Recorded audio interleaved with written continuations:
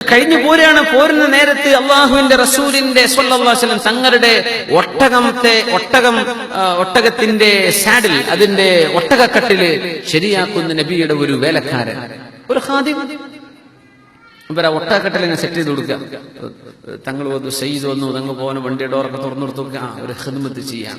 അങ്ങനത്തെ ഒരു ചെറുപ്പക്കാരൻ ഒട്ടകക്കട്ടിലിങ്ങനെ ഫിക്സ് ചെയ്ത് മുഴുവനായില്ല, അപ്പോഴേക്ക് ഒരു അമ്പ് വന്ന് തറച്ചു. ഞങ്ങൾ യുദ്ധം കഴിഞ്ഞ് പോരാണ്. ആ നേരത്ത് ആരാണ് ഇയാൾ അമ്പ് ചെയ്തത് ഞങ്ങൾക്ക് ആർക്കും കാണാനും പറ്റിയില്ല. ആരാണ് ഈ അമ്പ് ചെയ്തത്? അമ്പ് തറച്ചു, ചോരയിൽ കുടിച്ച ആൾ അവിടെ മരിച്ചു. ഞങ്ങൾ എല്ലാവരും ഉറപ്പിച്ചു, യാ അല്ലാഹ്, ഒരു യുദ്ധം കഴിഞ്ഞ് മടങ്ങി വരികയാണ്, ഷഹീദിന്റെ കൂലി കിട്ടും. അല്ലാഹുവിന്റെ റസൂലിന് ഖിദ്മത്ത് ചെയ്ത ആളാണ്.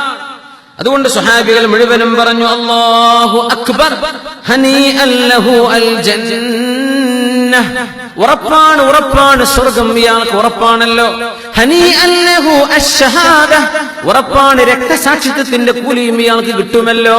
ഷഹീദല്ലേ, കാരണം യുദ്ധത്തിൽ നിന്ന് കാലെടുത്ത് വെച്ചിട്ടില്ല, അപ്പോഴായി മരിക്കണത്. റസൂലുള്ളാഹി സ്വല്ലല്ലാഹു അലൈഹി വസല്ലം തങ്ങൾ ഈ വാക്ക് കേട്ടപ്പോ തങ്ങൾക്ക് വഹി വരുന്നുണ്ട്, അല്ലാഹുവിന്റെ റസൂലിന് വഹി വരുന്നുണ്ട്. ചിത്രം വ്യക്തമാക്കി അല്ലാഹു പഠിപ്പിച്ചു കൊടുക്കുന്നു. അവിടെ നിന്ന് പറഞ്ഞു, ഖല്ലാ, സ്വർഗമുണ്ടെന്ന് പറയല്ലേ, സ്വർഗമുണ്ടെന്ന് പറയാനായിട്ടില്ല. വല്ലദീ നഫ്സീ ബിയദിഹി, അല്ലാഹുവിനെ തന്നെയാണ് സത്യം. ഇന്നശ്ശംലതല്ലതീ ഗല്ലഹാ യൗമ ഖൈബർ, ഖൈബർ യുദ്ധം എന്ന് പറഞ്ഞ ദിവസങ്ങളോളം നീണ്ടുനിന്ന യുദ്ധമാണ്. ഈ യുദ്ധത്തിൽ ഒരിക്കൽ ശത്രുക്കളിൽ നിന്ന് മുസ്ലിമീങ്ങൾക്ക് ലഭിച്ച ഗനീമത്ത് സ്വത്തിൽ ഒരു ശംല എന്ന് പറഞ്ഞ ഒരു ഷോള്, ഒരു ഡ്രസ്, ഒരു ചെറിയ ഷാൾ, തലപ്പാവെന്നൊക്കെ കൂട്ടിക്കോളൂ, ഒരു ഷാൾ, ശത്രുപക്ഷത്ത് നിന്ന് വീണുപോയ ഒരു ഷാൾ ഈ മനുഷ്യനെടുത്ത് സൂക്ഷിച്ചു വെച്ചിട്ടുണ്ട്, ഒളിപ്പിച്ചു വെച്ചിട്ടുണ്ട്.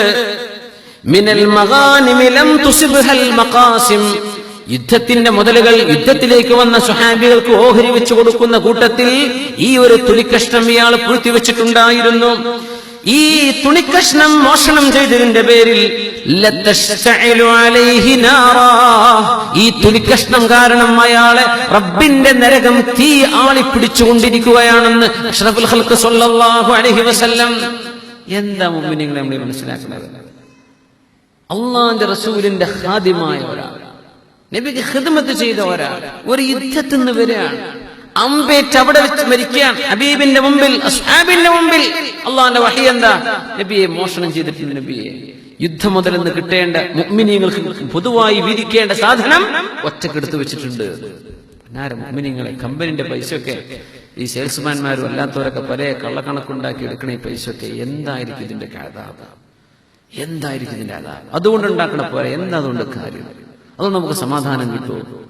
ശരിക്കും ശ്രദ്ധിക്കുക. ദുനിയാവിലൊരു 10 പൈസ പോയാലും കുഴപ്പമില്ല, ഹറാമിന്റെ ഒരു 5 പൈസ എനിക്ക് വേണ്ട എന്ന് ചിന്തിക്കുന്ന ചെറുപ്പക്കാർ, അങ്ങനത്തെ ജോലിക്കാർ നമുക്ക് വേണ്ടത്.